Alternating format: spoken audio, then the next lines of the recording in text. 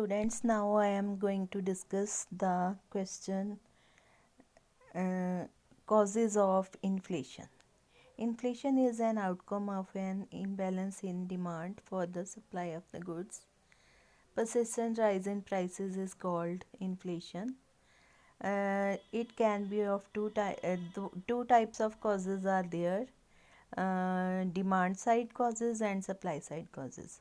In demand side causes, demand refers to demand for money to buy goods. Demand for money increases mainly due to the following reasons: increase in public expenditure.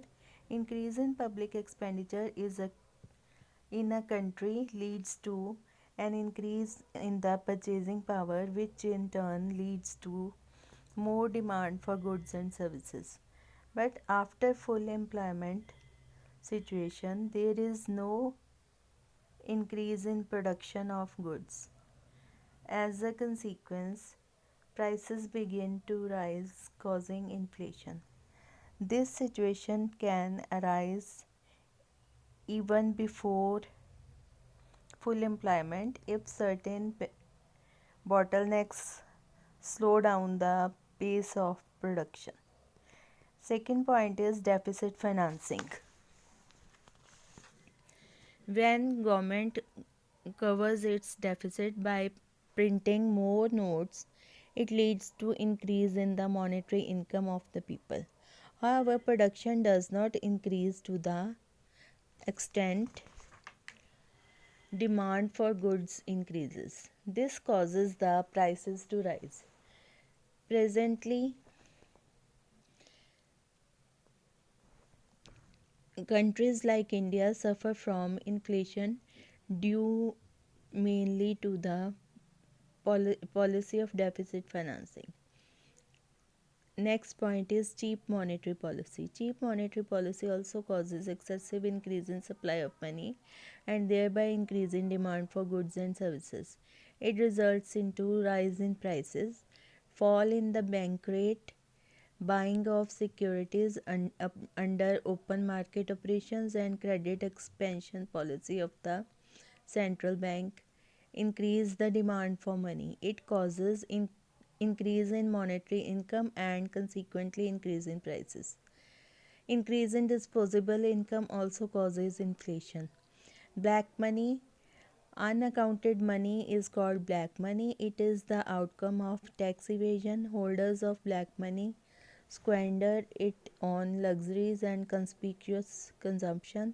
They do not care for the prices, consequently demand increases and price rise. Increase in investment is the another cause of inflation. When prospects of profit are quite bright, firms increase their investment. There is more capital formation. Prices of capital goods increase under the pressure of increased demand for the same. Prices of other goods begin to rise in sympathy.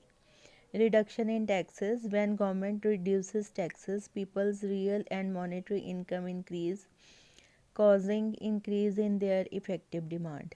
This additional purchasing power in the hands of the people stimulates their demand for goods, making price rise inevitable.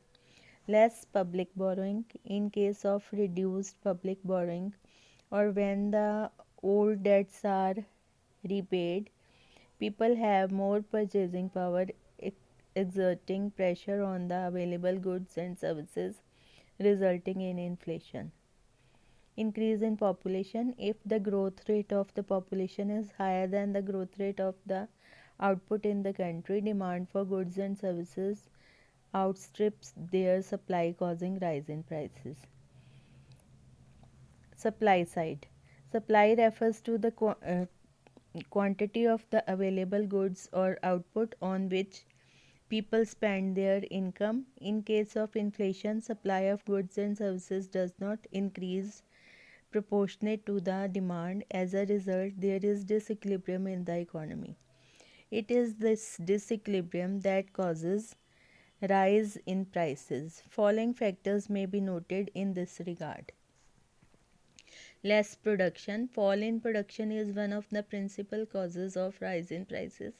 Fall in agricultural or industrial production in relation to demand leads to rise in prices. Production may fall due to diverse reasons such as disputes between employers and employees, natural calamities, underutilization of production capacity, or non availability of the strategic inputs. Artificial scarcity, hoarders and profiteers create artificial scarcity of goods by way of hoarding.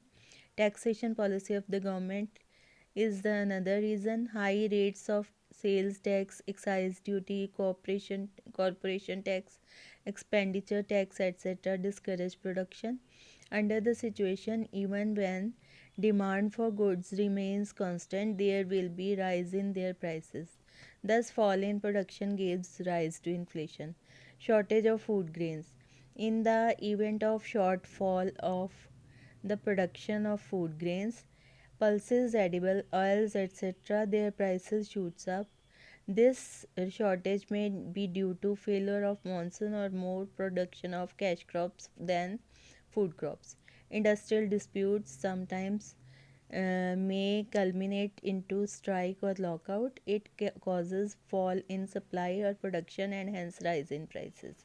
Technical changes, new inventions ever take place in this dynamic age of science. Switching over to new techniques takes time, with the result production processes slowed down. However, technicians and specialists are paid their remuneration as usual. This increases cost of production only to accelerate the inflationary pressure. Lack of raw materials. Lack of raw materials within the country and little hope of its availability from abroad reduces production and pushes up prices. Natural calamities. Agriculture production is occasionally exposed to such natural calamities as floods and droughts. Prices of the agriculture products therefore rise. Productive setup. Sometimes production pattern in the country undergoes such a change that producers begin to produce more and more of luxury goods or basic heavy goods. It is so because production of these goods is more profitable than mass consumer goods. Consequently, income of the laborers increases and so also their demand for wage goods. This causes the prices of such goods to rise very much. War is another reason production of consumer goods falls heavily during wartime because productive resources are diverted to the production of war goods. It raises the prices of the consumer goods.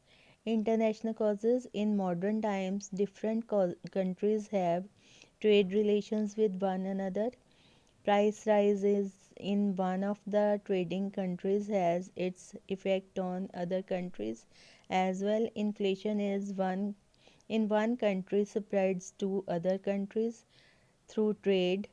For example, one of the reasons for global inflation is modern times is the price hike of petrol and petroleum products. Industrial policy of the government.